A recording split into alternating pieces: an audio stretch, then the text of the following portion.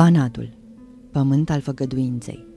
Așa era cunoscută regiunea, aflată la granița Imperiului Habsburgic și mai apoi a celui austro-ungar.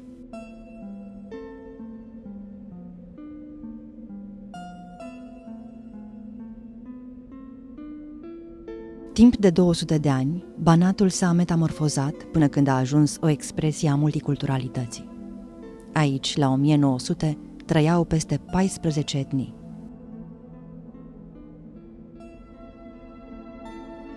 La început de secol 20, acest mozaic etnic trăiește prima și cea mai tulburătoare provocare.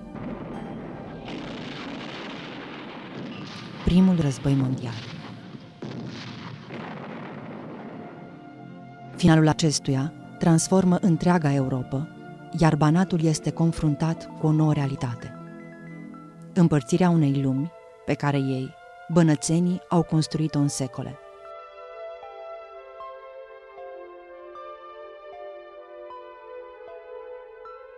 Dintr-o provincie de sine stătătoare, partea unui imperiu, Banatul este divizat, iar din 1919, bănățenii sunt separați de granițe.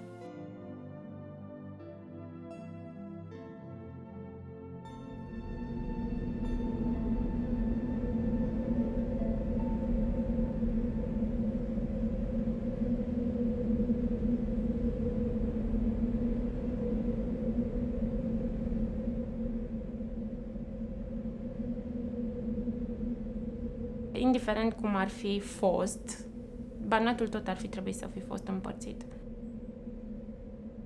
Erau practic două state care aveau un parcurs diplomatic asemănător. Serbia era ciuntită în timpul războiului, România a ajuns să-și piardă teritoriul în timpul războiului.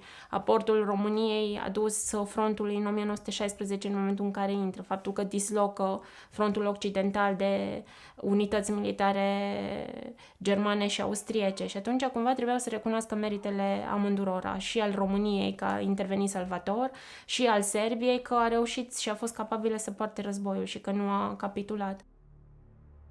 Și atunci cumva trebuia Franța, care era tutela amândurora, să le împace. Și nu exista decât posibilitatea compromisului. Un compromis care avea să transforme definitiv, în deceniile următoare, destinul celor care își duceau viața în această regiune. Banatul a fost important atât din punct de vedere economic, cât și din punct de vedere al identității bănățene. Un conglomerat de mai multe naționalități, de mai multe etnii, care au învățat să trăiască împreună și să trăiască într-un mod armonios.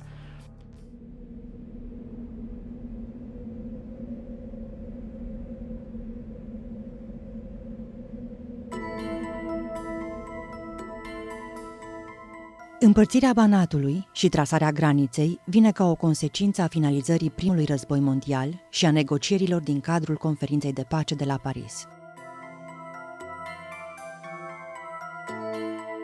Aceste întruniri aveau ca scop definirea clară a națiunilor de pe continent în urma destrămării marilor imperii europene. La nivelul conferinței de pace, România era primită ca un stat asociat.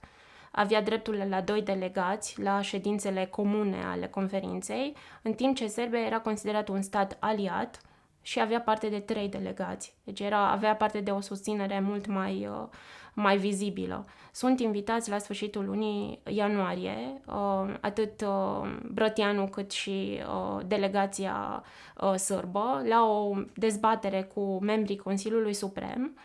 Este prezentată problema Banatului. Trebuiau să fie prezentate practic toate problemele și toate provinciile românești care urmau să fie atașate României, recunoscute ca fiind atașate României pentru că unirea se realizase deja.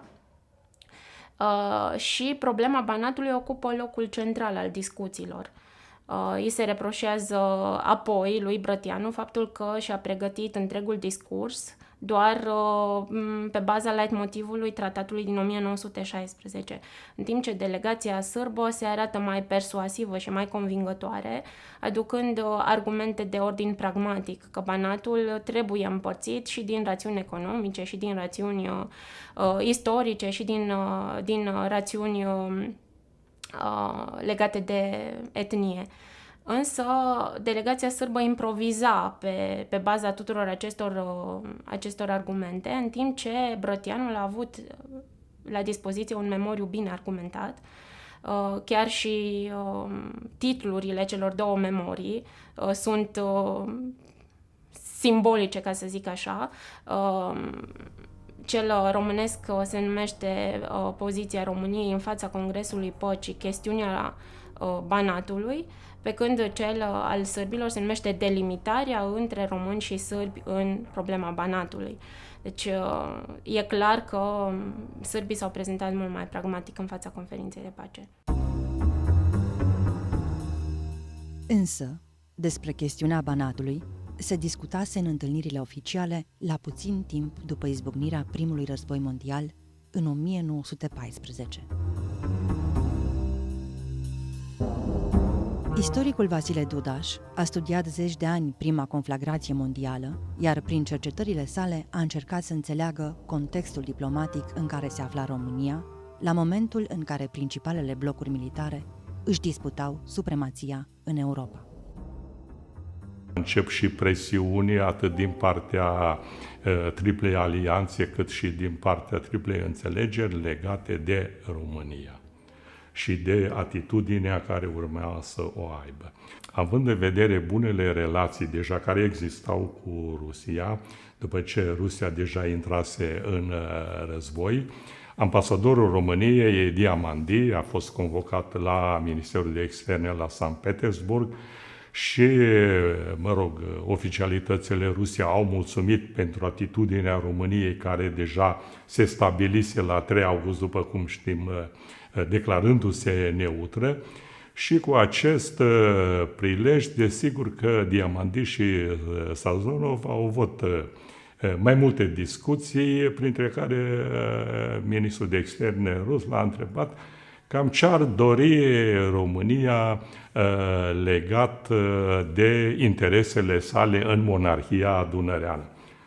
Informat primul ministru român Brătianu, i-a spus nicio problemă, harta este pregătită, așa că pentru prima dată teritoriile românești, adică interesele României în Transilvania, au fost prezentate la Sankt Petersburg, la care ministrul Sazonov a zis, nu sunt probleme, pentru că era cer, nu dădea nimic din partea Rusiei, dar s-a exprimat că are totuși unele rezerve legate de Banat, de Bucovina. Banatul a intrat la masa negocierilor încă din 1915 și a fost tratat cu Rusia direct. Deci Rusia și-a asumat acest rol de negociator în zonă, alături de Franța și Marea Britanie, dar avea o pondere mult mai mare, părerea Rusiei în purtarea tratativelor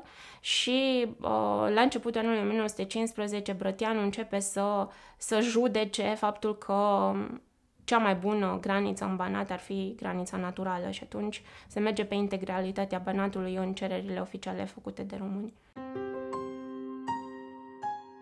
Recensământul administrației imperiale austro-ungare de la 1910 arăta clar că românii erau majoritari în Banat, astfel că regatul României se vede îndreptățit să revendice întreaga regiune. Practic se recunoaște unirea tuturor provinciilor locuite de români din Imperiul Austro-Ungar și ordinea trecută în acest document este Transilvania, Maramureșul, Crișana, Bucovina și Banatul. Banatul, poate nu întâmplător, este ultima provincie înscrisă în acest tratat, întrucât funcționa foarte bine acea diplomație secretă. În exact ziua următoare, Franța și Rusia stabilesc un acord prin care spun că soarta Banatului va fi hotărâtă la finalul războiului în funcție de cursul evenimentelor.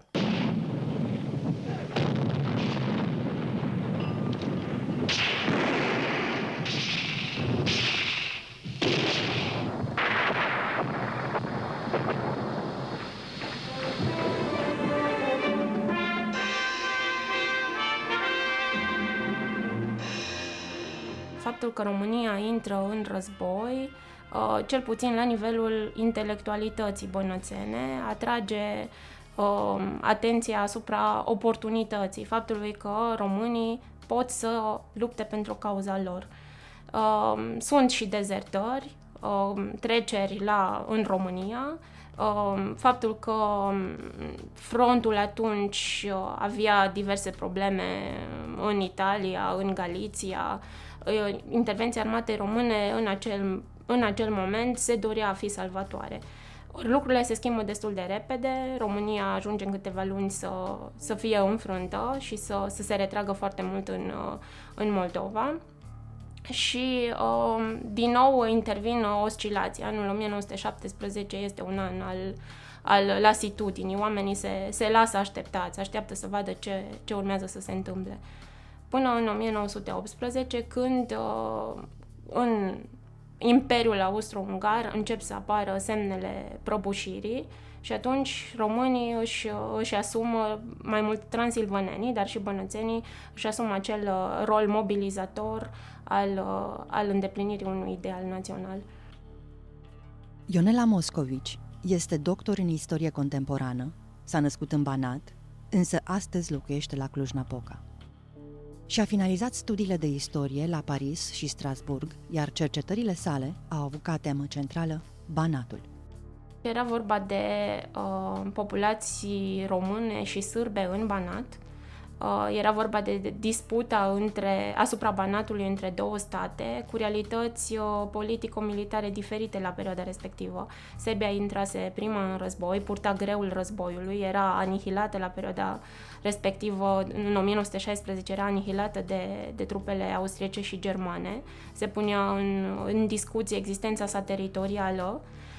România era o țară care își aștepta momentul potrivit și intra în război ca să decongestioneze frontul balcanic și avea anumite condiții și pretenții. Și atunci, cumva, Franța și Rusia așteaptă finalul războiului pentru a nu pune într-o situație compromițătoare Serbia. Se considera că Serbia este cea care duce războiul, iar România era văzută ca un stat cât de cât oportunist la momentul respectiv și atunci nu îi putem promite celui care vine ultimul în război totul. Deci cumva a fost lăsată soarta Banatului într-o expectativă și într-o viitoare evaluare. Pentru noi românii de aici, România este țara mamă. A fost dintotdeauna, în special din momentul formării României Mari, când părțile apusene ale Banatului au rămas în cadrul statului iugoslav.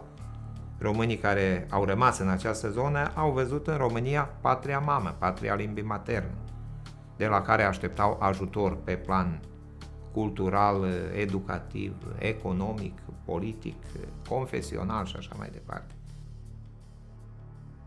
Mircea Măran este descendentul unei familii de români care, la momentul împărțirii Banatului, au fost distribuiți Serbiei de astăzi. A studiat istoria la Novi Sad, locuiește la Vladimirovac și este profesor la Vârșeț. Practic, România și Serbia au intrat într-o perioadă de criză în ceea ce privește relațiile între cele două state, criză provocată de delimitarea în Banat, de împărțirea Banatului. Nu se știa unde vor fi granițele în cazul în care trebuie să se realizeze delimitarea.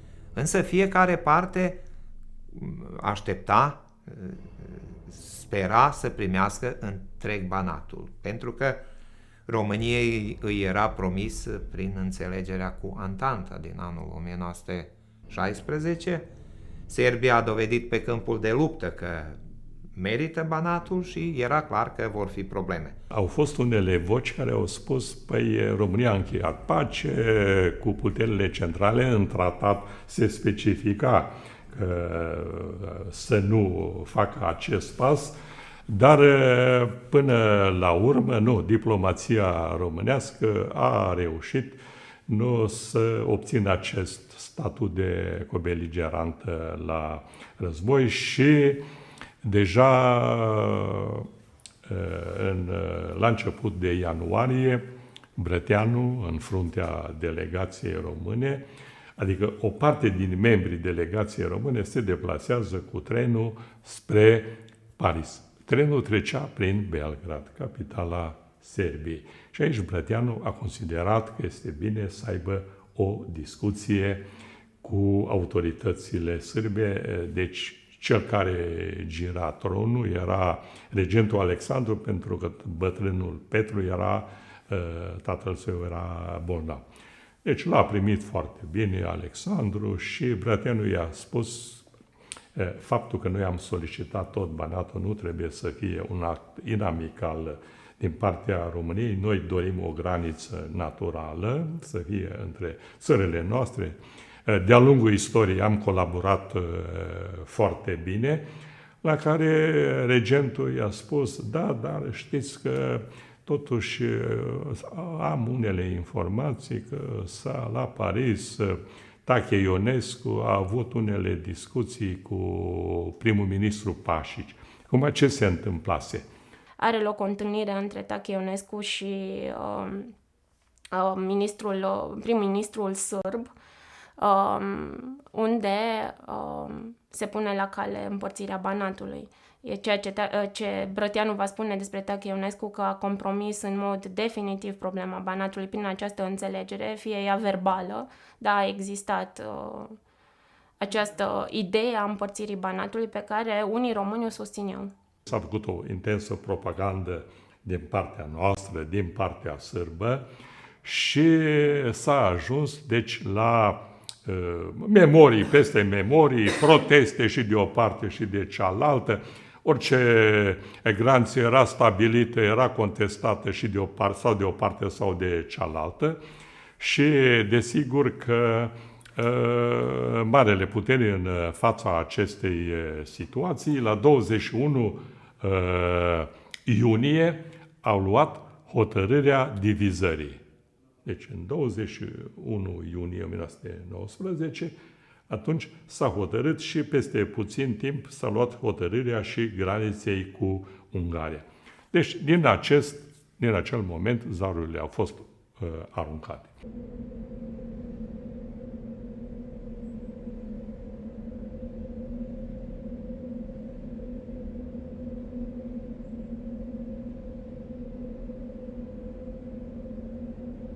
Când s-a retras granița, s-a cerut la români. Beba, Cheresurul și Pordeanu. Când mergeți în Cheresur, ieșiți afară. În partea stângă dați de cimitir. Acolo a fost frontiera. Și la urmă ei, cheresurenii, au făcut cerere și au venit de partea noastră. Nu au vrut cu sârbii să fie. Toate n-au fost născuți, dar toate le știu la ei bătrâni.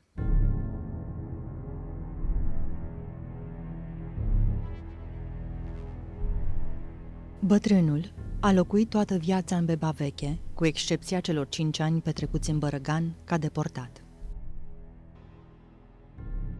Familia sa a fost direct afectată de decizia de împărțire a Banatului luată de diplomația europeană.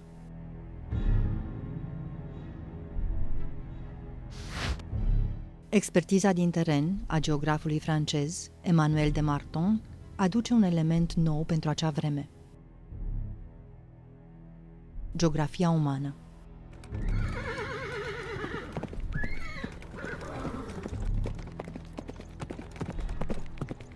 Încă din 1916 a existat în Franța, în Paris mai exact, un comitet de studii, așa s-a numit, comitet d'études. Și era format din istorici, geografi. Președintele acestui comitet d'études era Ernest Laviste, un istoric foarte cunoscut la acea vreme, iar unul dintre artizanii acestui comitet de etude a fost Emanuel de Marton, un geograf bun cunoscător de limba română și a făcut teza pe geomorfologia Carpaților meridionali, a străbătut și a cartografiat Carpații și era cunoscător al problemelor românești. Și este cel care a cooptat în jurul lui geografi sârbi și a apelat și la cunoștințele pe care și le făcuse în România din mediul academic. Și era considerată persoana cea mai imparțială în tratarea frontierelor Banatului. Este cel care va realiza o hartă a Banatului și care va aduce un element nou pentru acea vreme, geografia umană. Geografia umană îi favoriza pe români, însă, concret, pe hârtie, frontiera a fost trasată de 8 specialiști, reprezentanți ai marilor puteri care au câștigat primul război mondial: Franța, Marea Britanie, Statele Unite și Italia. Această trasare a frontierelor rămâne în suspans. În perioada februarie-aprilie sunt cele mai intense discuții. Au loc 17 întâlniri în cadrul acestei comisii special create pentru chestiunea Banatului, din care făceau parte 8 experți, 2 pentru fiecare mare putere. Franța avea 2 reprezentanți, America avea 2 reprezentanți, Italia și Marea Britanie. Reprezentanții Franței sunt cei care reușesc să fie cei mai atașați chestiunii românești, însă atunci când se realizează împărțirea Banatului s-a folosit modelul britanic. Concepțiile erau diferite. Francezii se bazau foarte mult pe realizarea unei legături între populație și teritoriu. Era mult mai important ca fiecare naționalitate să rămână să-și locuiască teritoriul unde și-a stabilit toate relațiile de a funcționa. Americanii veneau cu argumente economice. Era mult mai important să se păstreze centrele economice într-o zonă de păstrare a relațiilor și de existență neîntreruptă. Iar britanicii cumva încearcă să împace acest model și în momentul în care vin cu propunerile, experții britanici sunt cei care susțin foarte mult ca Timișoara, deși era considerat un oraș german, înconjurat de sate românești, să rămână într-o zonă care să-i permită funcționarea în România, și pentru zona Vârșețului la fel se pune problema, deși este un oraș considerat german, localitățile din jur erau majoritatea românești și atunci se dorea să fie al României. Franța atrage atenția asupra căilor de comunicație din Banat și se dorește să fie evitate trasările de frontieră care să întrerupă circulația feroviară. Și atunci se merge cu o frontieră paralelă cu calea ferată care lega Baziașul de Timișoara. Și atunci partea estică rămâne României, partea vestică urmează să fie cedată Serbiei.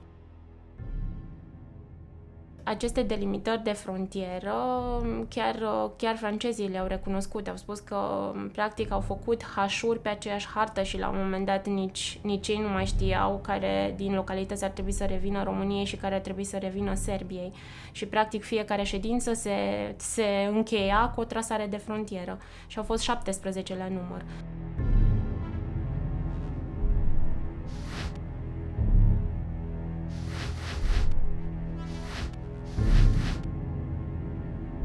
Chiar înainte să înceapă această comisie special creată pentru problemele româno-iugoslave, se știa de împărțirea Banatului. Deci împărțirea Banatului devenise o realitate. Se punea doar problema cum anume va fi împărțit, nu dacă va rămâne întreg. Și ceea ce mărturisește și Brătianu în momentul în care pleacă la conferința păcii, povestea lui Duca, un apropiat al său, că merge la Paris să se bată pentru un Banat întreg, deși e conștient că nu-l va primi întreg. Deci probabil că se încetățenise ideea că e mult mai ușor să se realizeze o graniță artificială în Banat care să-i separe pe sârbi de români. În vara lui 1919, granița devenise o realitate care nu-i bucura pe bănățeni, Însă cei care se aflau de o parte și de cealaltă a frontierei erau nevoiți să învețe cum să trăiască cu ea. După acest moment, marea majoritate a intelectualilor români de aici, din zonă, au părăsit posturile de muncă și s-au stabilit în România. Din 105 de învățători care funcționau în școlile românești din satele care azi aparțin Banatului Sârbesc, chiar 76 au părăsit postul de muncă și au trecut în România.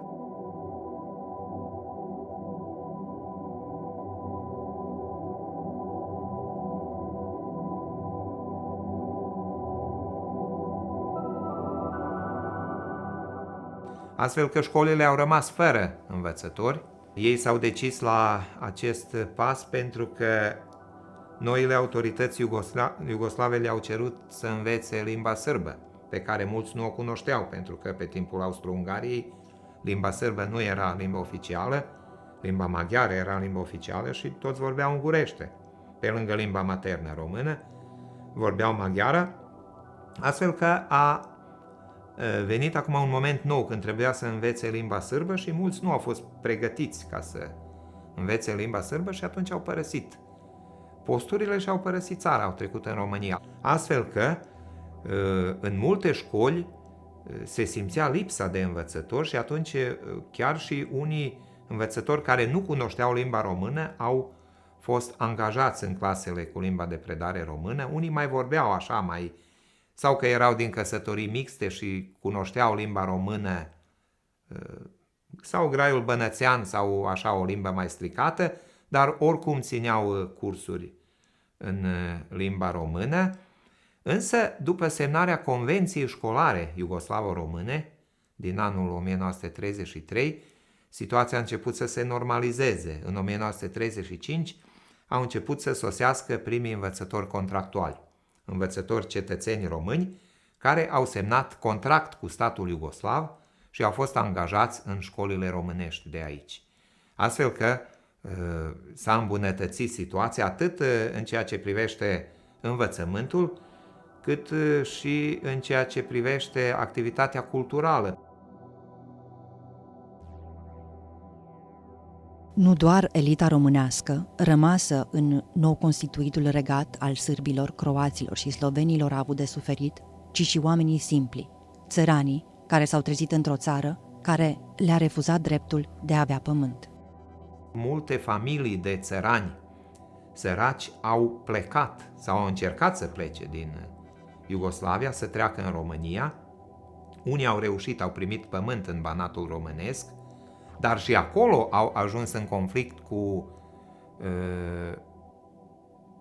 țăranii din localitățile în care au primit pământul, pentru că aceștia au fost revoltați că se ia pământul comunal și se dă unor nou veniți.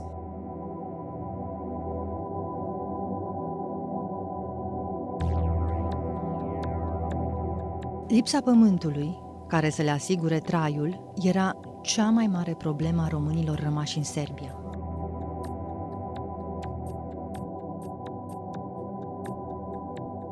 Fără să-și găsească locul, nici în Banatul sârbesc, nici în cel românesc, sute de familii au plecat spre Dobrogea de Sud, unde au rămas până la finalul celui de-al doilea război mondial.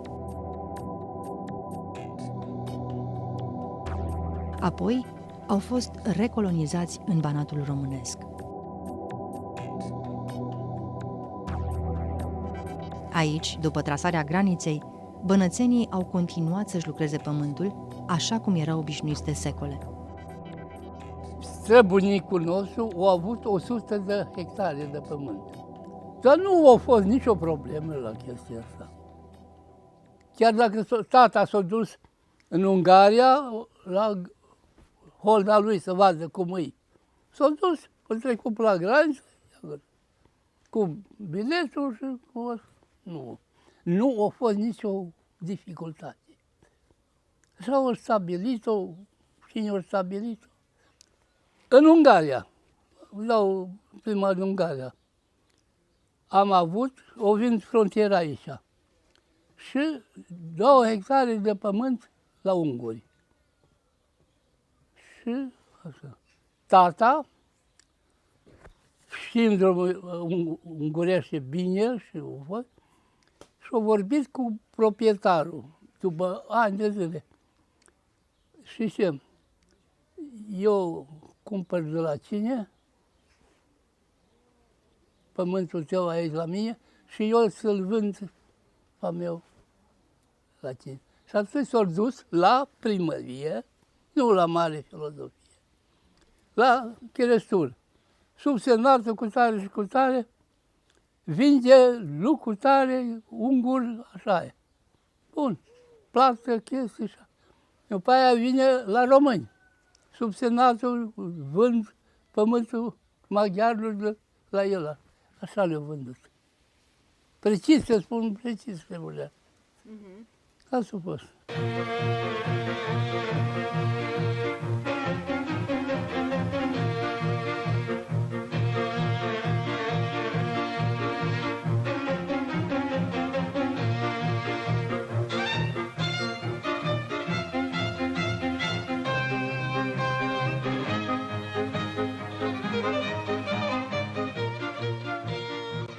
Mergeau atunci, zicem, în Ungaria. Bun, Ungaria ți-ai dus până la Pichet. Ți-ai dus și până Serbia. Ai mers acolo, ai semănat, te-ai dus, ai recoltat și ai adus acasă. Până la Pichetul de grăniceri. Atât sârbesc, unguresc și românesc. Până la stabilirea definitivă a graniței dintre România și Serbia, în Banatul delimitat la 1919 au existat multe situații confuze. Au fost situații în privința localităților Gaiul Mic și Gaiul Mare. Este și acest schimb de localități. Gaiul Mic rămâne României, Gaiul Mare va rămâne Serbiei și prin Gaiul Mare la un moment dat trecea frontiera prin mijlocul satului, iar preoții trebuiau să obțină aprobarea să meargă să realizeze ritualul de înmormântare, să obțină aprobarea autorităților sârbe și să poată să treacă în partea cealaltă. Deci cimitirul rămăsese în Serbia și o parte a localității. Și atunci, sigur că probabil când s-au făcut aceste schimburi de localități în 1923 s-a încercat corectarea acestor anomalii. Dar rămân importante comunități în afara graniței, trasate arbitrar, cum am spus. Sunt familii care practic locuiau sau aveau rude în două sate și urmau să fie separați de o graniță. Bunica mea a fost foarte bogată în Segedin. A avut 12 vaci, a avut 24 juguri de pământ, 3 cai și a rămas aici. Până la 19 e tot, cum să spun, nu e hotar, a putut să merge la mama sa când a vrut. Dar după 22, numai cu carte de frontiere, cu asta. La cei peste 90 de ani, bătrâna de etnie maghiară păstrează încă vie amintirea mamei sale, care se uita cu tristețe în zare spre Szeged, spre Ungaria. Acolo îi rămăsese parte din familie. Întregul era divizat, însă în ciuda acestei realități, bănățenii și-au văzut de viață. Ei au trăit aici în prietenie. Nu știu cum a fost sau ce a fost sau cum. Pe undeva, cred că, cum se spune aici, zona asta de 15 km, zona 0. Deci, parcă nu aparține de nimeni, nici de sârbi, nici de unguri, nici de români. Nu știu, aici nu a fost niciodată probleme. Colțul vesel. Au vrut la români și au fost bine pusă la punct. Au mers, au fost străzi, ape, chestii de toate. Ori vin comuniștii și au făcut praful.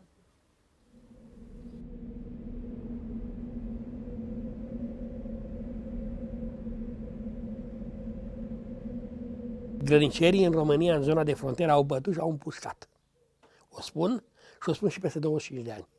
Pentru că urmările bătăilor lor le-am văzut personal și urmările împușcăturilor lor le-am văzut personal.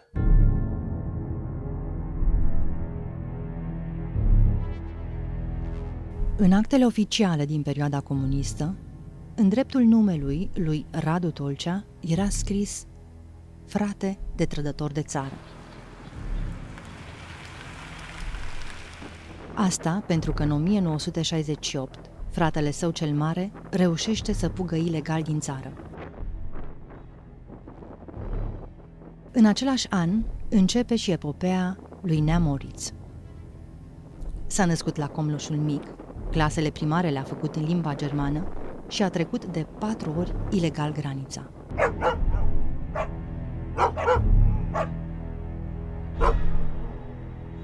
În 68 am trecut granița, am fost minor, nici 18 ani n-am avut. Nici 18 ani, am trecut dincolo și m-au dat sârbii înapoi. M-au dat înapoi pe la Tamara Moravița. De acolo m-au dat înapoi, m-au dat în primire la ăștia și ăștia m-au luat cu primire bună. V-au bătut? Vai de mine, ce?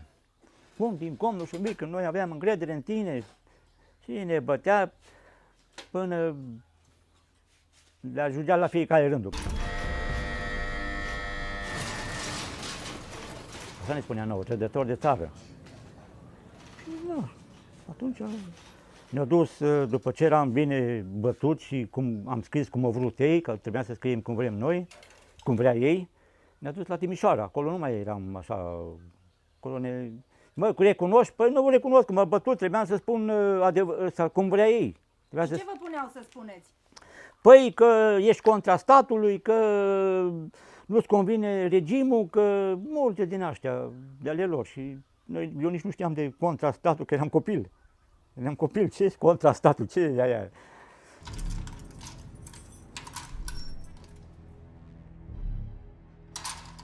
Ne mai bătea și acolo, ne punea pe 2 birouri. Deci spunea rotisor, așa spunea, pune-l pe rotisor.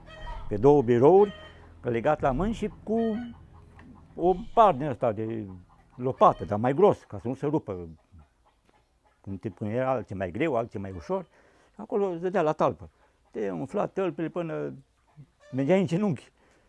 Mă, recunoști? Da, recunosc. Da, recunosc. Mă, de ce n-ai recunoscut de prima dată?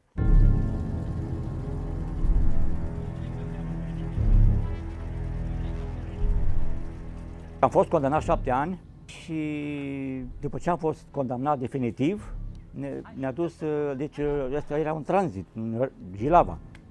Acolo era tranzitul, acolo ne ducea cu buba, legat cu lanțul la picioare. În dubă, în tren nu era legat, numai lanțul la picioare. Ne-au basculat în Aiud. Și acolo iarăși era o secție numai pentru noi, fronteriști și pentru ăștia mai periculoși contra statului.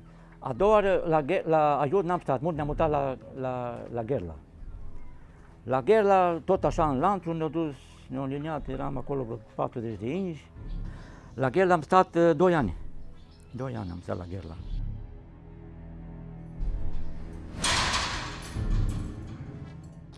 Mata a 3-a oară. Mai cu unul am plecat, mai cu unul din Jimbolea. Ne-am dus seara, batalionul din Jimbolea a fost pichetul din Comloșul Mic și din Lunga. Ne-au înconjurat. Bă, ieșiți afară și cu hecuște, ba, ieșiți afară că nu vă faceți ce, să ieșim afară din porumb, că era porumbul mare, noi auzeam tot. Și de lângă porumb, numai militari cu câini. Ce, sunt întunecat și atunci zis ăsta că era mai bătrân ca mine, zis, mă, aici nu e nicio șansă să mai mergem înapoi, că ne împușcă, numai înainte, mergem înainte. El a trecut și a strigat după noi, bă, Moritz, veniți, hai, mai aveți un pic. Dar noi, în loc să mergem, să intrăm în frontieră, am mers mai paralel cu frontiera. Și acolo erau militarii. Eu m-am băgat prin porumb și hai eu acasă. M-am pus în pat, parcă nici n-am făcut nimica. Păi unde, Moritz, unde? E în pat. Eu n-am auzit, că eram rupt, eram dus, dacă auzeam, săream geamul și fugeam. Au venit imediat Petraru, ăsta, crucerul și Petraru cu pistolul. Bă, Moritz, îmbracă-te și ieși afară. Ce să mai așa m-a luat. Era un frig în chilot și am dat pantaloni în mână și bocancii și hai. Bocancii erau tot uzi. La picați că al făcut, cum înjurau ei atunci, Hristosul, mătii, Dumnezei, mătii, păi unde ai vrut să treci, mă? Ai trecut odată, ai spus că nu mai treci. Și dai, și umflă, și venind ăla, cum îi spune, anchetatorul, făcut dosarul, m-a făcut să mă șterg pe mâini, să nu pătez alea de sânge și am încheiat dosarul, da, am vrut să trec, nu-mi place și nu-mi place. Și când mă liberez, iarăși trec. Le-am pus în față, că eram bătut, ce să mai bată, că eram zdrobit.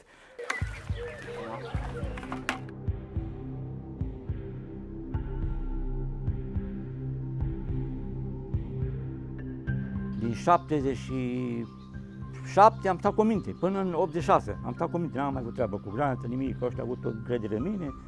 Vorbesc cu ăsta, cu vărul meu, el e dincolo. Vorbesc cu vărul meu, mă, uite, care treaba, hai, știu unde stă pânda. Mă, gata, mă, n-avem bani. Lasă, ăla a văzut un motor, ăla mai, eu știu ce am mai luat eu de acasă. Era la parcele, muierea. Și doi copii mici acasă, am lăsat singur Sara și am tăiat-o. Am reușit, de-am ajuns până în Zagreb cu ăsta, cu Hunting. Am luat-o încet până la autostradă. La autostradă, acolo, la o benzinărie, mergem, luăm mâncare, unul ștergea acolo geamuri și da, pot să vă ajut cu ceva. Vrem să ajungem acolo și acolo, mare, aproape de austrieci. Da, nicio problemă, uite, vorbesc cu cineva și să așteptați aici, ne punem undeva acolo pe bancă și așteptăm poliția. Și ne întreabă de ce am fugit, pentru au venit tolmeci, român, au venit tolmeci, au povestit asta și asta. Da, noi știm că e greu în România, dar n-avea ce să fac, trebuie să vă trimitem înapoi. Când am auzit să ne trimitem înapoi, Hanti, eu nu mai mă duc, că zic, mă, eu sar geamul și o întind. Bă, eu nu pot să sar, mă, sar tu primul, că sar și eu, după ne-o lăsat singur acolo, să scriem, că și-o văzut de treabă poliția. De treabă, nu, mă, Hanti, mă, hai mă, eu nu mai mă duc înapoi, ce-o fi, mă împușcă, nu, ne-ai văzut că au și pistoale. Mă, nu contează, că nu trage în prima dată avertiment în sus odată și a doua dacă te nimerește. Na, eu sar, hai mă și hai, el nu a venit, nu pot. Gata, ai băut? Sau ți-e frică? Nu te sete. Stai bine dacă nu te sete. Și am ajuns în lagăr, acolo, până am prins și eu șpilul cum merge acolo, că stătea într-un loc acolo după colț, veneau oameni care aveau nevoie de muncitori. Am adus și familia, adică plătit prin sârbi, am adus copiii în lagăr acolo și n-am avut treabă. 93 am venit acasă. Gata, s-a terminat. E tot. N-au mai fost locuri de muncă, ne-au spus neamțul. Păi, nu vrei cu atâta, mai sunt alții care așteaptă. Pentru 500 de shillings nu se merita, că cumpărai ce avea nevoie. A meritat să fugiți de atâtea ori, să luați atâta bătaie? Nu-mi pare rău, dar cel puțin am trecut. Nu-mi pare rău. Sunt sănătos, n-am treabă. Bătaie am luat, dar sunt ca osul. Poate că m-am întărit mai bine. Da, păi, alții au murit, de seama mea, care a fost cu mine, mulți au murit. Eram tot duminică de dimineață, lucram la FNC-ul și personalul de la dozare, care lucra la vreo 15 metri înălțime, pe la 10:30 dimineața strigă către noi, hai repede, haideți să vedeți ceva. Ne-am suit toți pe gard din interior, gardul nostru de la instituție, de la locul de muncă, era lipit de gardul pichetului. Și am văzut la vreo 150-200 metri pătare de zidul nostru, o mașină, o Dacia. Noi n-am văzut trecând. Cel de sus ne-a povestit cum a trecut în viteză pe lângă pichet și a tras acolo, făcea un L, făcea granița. În ea erau 3 persoane. Erau 2 frați mari, erau oameni la 30 de ani. Cei 2 au ieșit stând pe marginea stângă a mașinii amândoi, au coborât în șanț, au urcat sus și au fost în Serbia. Aia era granița. Cel din față era și șchiop, a deschis portiera din dreapta față, probabil că nu și-a dat seama că poate să treacă și prin mașină, a deschis portiera, din dreapta venea în fugă un militar la vreo 40-50 de metri, înspre el. Când a închis portiera, militarul a pus pușca în șold și l-a ciuruit. Deci armata a tras. Să nu spună în 1993 că au tras. Și l-a ciuruit. A căzut jos, au venit 2 ingi, au dat cu piciorul în el, așa, în scârbă, l-au luat pe sus, așa, târât, De acolo până la pichet, în fața la poartă, erau vreo 100 și ceva de metri. L-au pus după porticul de gimnastică, l-au acoperit cu un mandat de ploaie și l-au lăsat acolo până la 2, până veni familia. Deci asta a fost lucru care m-au determinat să nu plec. Mi-a fost frică. Eu sunt de fel, n-am bătut pe nimeni, nu m-am bătut cu nimeni în viața mea, dar nici n-am vrut să iau bătaie și din cauza asta n-am plecat.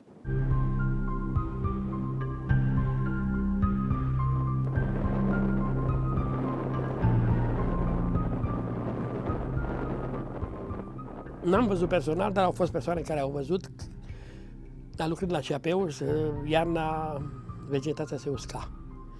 Vara era plin de au și apă în canale și era plin de trestie și atunci iarna se uscă trestea, nu? Și în primăvară găseau cadavre pe canal. Aici unul, dincolo de căprioară, probabil cum trăgeau, nu erau și animale. Dincolo, nu mai sus, iar altele în putrefacție, că nu mai știu nici ei de ei. În vâltoarea aia căutării, au deschis foc la nivel de sol, au tras, au murit. Unde? Îl găsim noi. Da. Da, păi asta a fost toată povestea.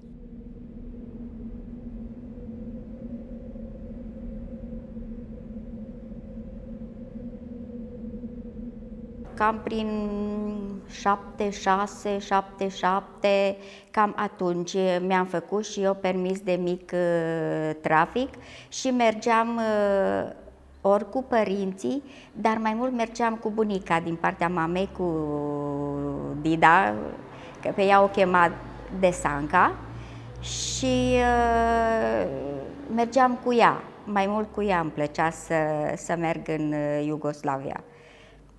Și cumpăram ce ne trebuia pentru casă.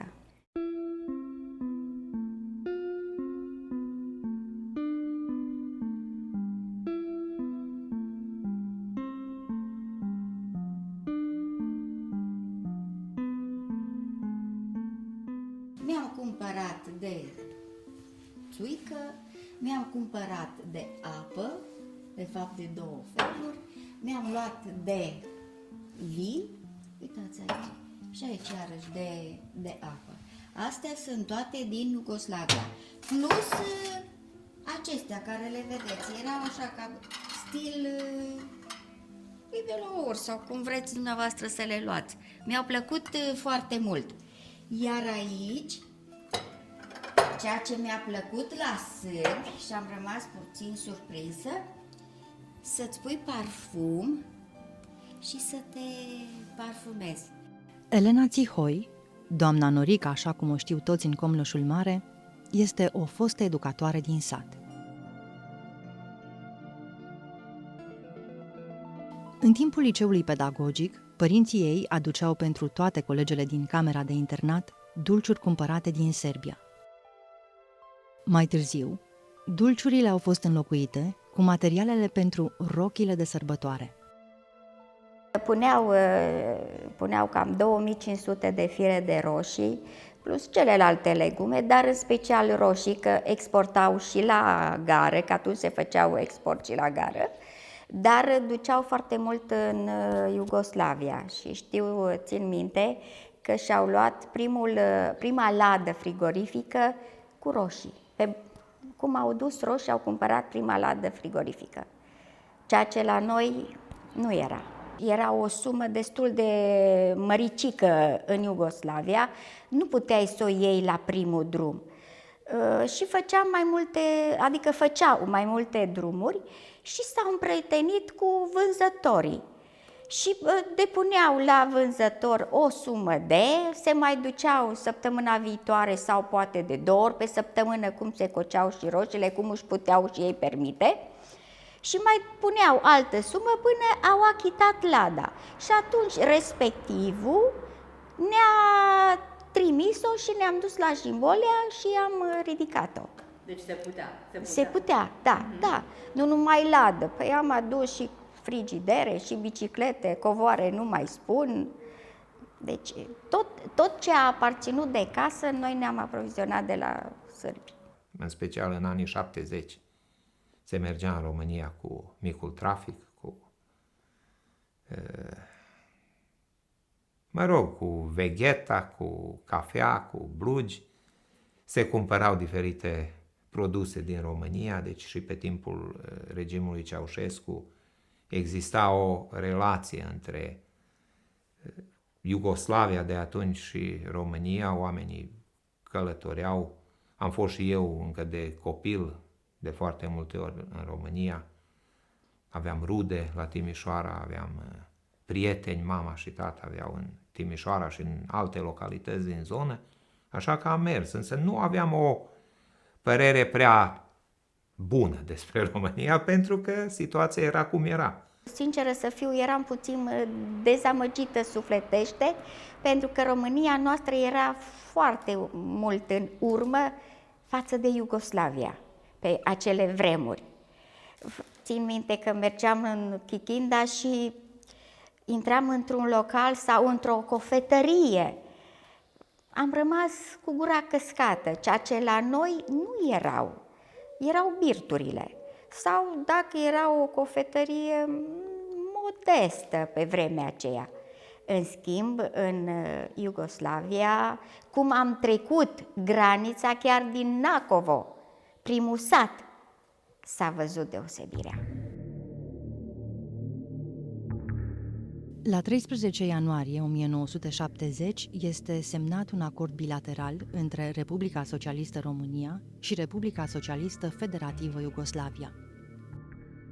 Acesta prevedea că pe fâșia de teritoriu care se întinde pe o adâncime de 15 km, de o parte și de alta a frontierei româno-iugoslave, este permis micul trafic.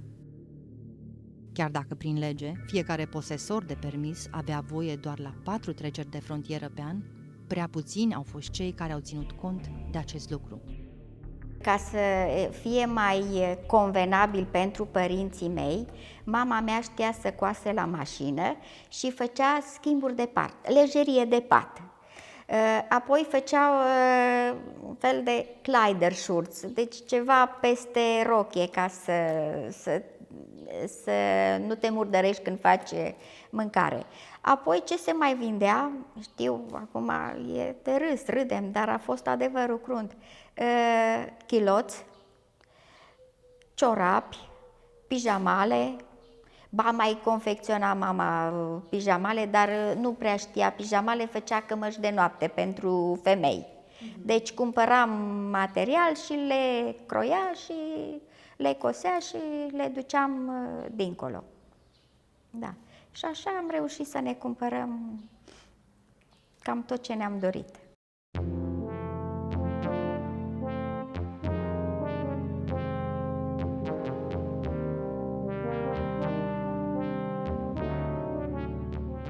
Partea negativă pentru mine, sufletește pentru mine, a fost faptul că noi am fost 100 de ani în urmă față de sârbi.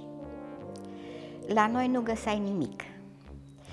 Stăteai ori întregi pentru o portocală care o primeai verde.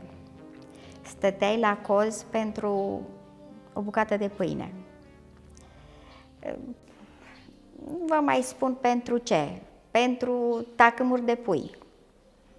Noroc că noi ne creșteam în curte, aveam gospodărie, nu? Porci, aveam pui, păsări, de toate, deci noi nu am dus-o rău în privința asta. Noi am avut ce mânca, dar vorbesc de cei care, mai ales la oraș. Prăvăliile, modul cum se îmbrăcau cetățenii României, modul ce muzică ascultau, ce filme urmăreau și așa mai departe, era așa cam, hai să zic, demode. Pe când noi în Iugoslavia aveam posibilitatea și să ascultăm muzică din Occident, din America, din Marea Britanie, filmele cele mai noi, ne îmbrăcam după moda occidentală, deci cu blugi din aia, Lee Cooper și Levi's și așa mai departe, Adidas din cei mai moderni, pe când în România nu. Și atunci aveam o impresie cam așa, neplăcută în ceea ce privește starea din România. În plus, urmăream programele la televiziunea română care nu ne ofereau prea multe Și din cauza asta, însă și ceea ce puteam să cumpărăm în prăvălie era, cu toate că era foarte ieftin pentru standardul iugoslav de atunci, mă refer la anii 70 și 80, prețurile erau foarte mici în România, deci era o disproporție între valute, între leul românesc și dinarul iugoslav, așa că se putea cumpăra foarte, foarte mult pe o anumită sumă de dinari. Dar iugoslavii reproșau faptul că nu era calitate în aceste produse. La început se mai cumpărau, de exemplu, produse alimentare, salamuri, brânzeturi, pe când cu timpul, începând cu anii 80, nu se mai puteau găsi în prăvăliile din Timișoara aceste produse. România n-a fost atunci cum a fost Iugoslavia. Deci, făcând o comparație, de exemplu, să vă spun, eu am fost, fiind căsătorită cu un impegat, am făcut turul României. Și o comparație vă fac. Am fost în București. După aceea m-am dus în Beograd. Era o diferență colosală. Colosală între București și Beograd. Explicați-mi, vă rog. În primul rând, multă verdeață. Clădiri frumoase, localuri extraordinare, femei elegante, care pe mine, ca și tânără, m-a frapat chestia asta. Deci am văzut femei îngrijite, care la noi nu erau. Nici măcar în București. Nu erau ăsta. În schimb, în Beograd era ceva. Deci a fost wow pentru mine, sinceră să vă spun. Aia a fost așa ceva, nu vă pot exprima în cuvinte ce am simțit eu. Că știu, soțul meu zicea, ce te tot uiți? Lasă-mă să-mi clătesc ochii. Deci era frumos. Când mergeam în România, când mergeau consătenii mei și cunoscuții mei în România, se simțeau că sunt importanți acolo. În Iugoslavia, mândria că ești român era foarte potențat. Însă a fi român și a vedea România ca stat, hai să zic ca patria mamă în această perioadă, nu era același lucru. Noțiunea de români era mult mai mare decât noțiunea de România.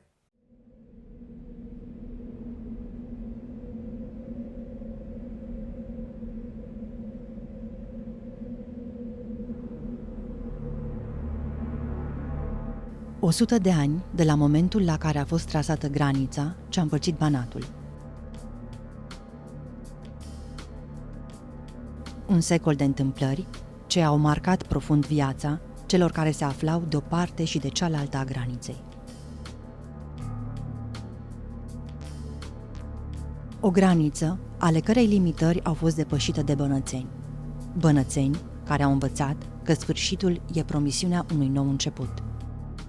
Poate că dacă Brătianu ar fi fost mai puțin intransigent, pentru că și Andrei Tardieu, care era președintele Comisiei Teritoriale, repetate rânduri a spus, domnule Brătianu, arată matale. Deci care ar fi granița, cum o vezi matale, granița cea mai potrivită, care Brătianu, bineînțeles că a refuzat categoric și a spus cu cât va fi tras mai la est, deci spre România, cu atât istoria îi va da dreptate. Deci era vorba că el trebuia să se bată pentru fiecare localitate, pentru că la un moment dat acest Andrei Tardieu i-a spus, păi zice, acum mai fă și matale un memoriu, poate o mai rezolvăm. Și eu înclin să cred că dacă Brătianu era mai maleabil, Vârșețul și satele românești din jurul Vârșețului poate că ar fi astăzi integrate în hotarele României. Cred că au fost anumite resentimente la nivelul intelectualității care continuă să facă reproșuri pentru Banatul Ciuntit, dar la nivelul comunităților mici oamenii învață să conviețuiască și cu aceste frontiere. Mai ales că era o perioadă în care minoritățile aveau un statut recunoscut în România. România avea la acel moment una dintre cele mai liberale Constituții și drepturile minorităților erau recunoscute și atunci cred că nu au fost atât de vizibile problemele care poate acum nouă ni se par importante. A fi român nu subînțelege neapărat să trăiești în România. A fi român înseamnă a-ți cunoaște istoria, a ști cine a fost Mihai Viteazul, Ștefan cel Mare, a avea o conștiință istorică dezvoltată, a avea o conștiință folcloric-muzicală dezvoltată. Românii de aici sunt foarte mândri de portul lor național și în ziua de azi. Deci consideră că e cel mai frumos din lume. Sunt cazuri în care emigranții noștri din America umblau în cojoacele românești prin Los Angeles, New York și așa mai departe. Deci pentru a-și dovedi mândria lor că sunt români. Dar aceasta, repet, nu neapărat înseamnă că au o legătură directă cu România. Deci noțiunea de român este mai mare decât noțiunea de România.